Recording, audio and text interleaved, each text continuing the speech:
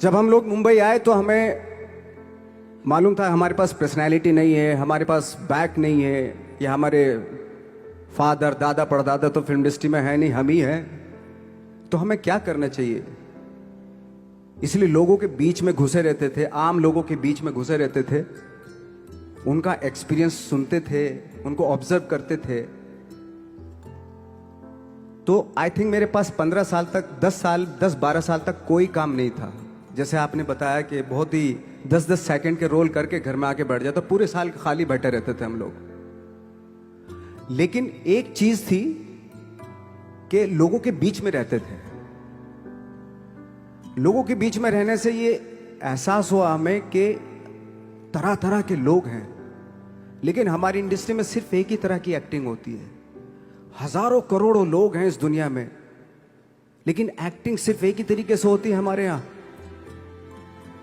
तो मुझे लगा यार, ये मैं तो ट्रेन भी हूं, मुझसे अपनी आर्ट भी आती है, और हजारों लोगों को मैं ऑब्जर्व भी कर रहा हूं। तो ये तो सबसे अच्छा सूत्र है। इससे तो मैं बहुत कुछ कर जाऊंगा। तो जब ये सूत्र पता चला मुझे कि अब मैं ये जो हजारों लोगों को मैंने ऑब्जर्व किया है, अब जब भी मुझे कोई रोल मिलेगा उन्हीं में से वो एक इंसान होगा। उसी में वो ठाकरे, बाड़ा साहब ठाकरे होंगे, उसी में मंटो होगा, उसी में गणेश गायतोंडे होगा, उसी में फैजल खान होगा, उसी में माजूमदार साहब होंगे। तो इस तरह के, ये कब हुआ?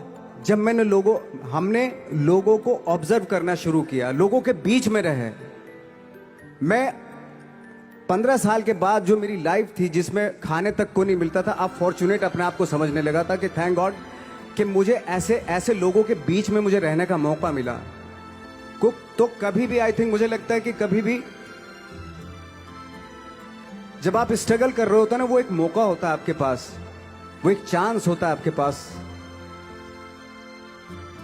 कि कैसे उसमें आप अपना ऑब्जर्वेशन, एक्सपीरियंस, जब आपको काम मिलेगा वो उसमें लगाएंगे आप। तो मेरी लाइफ बहुत ही,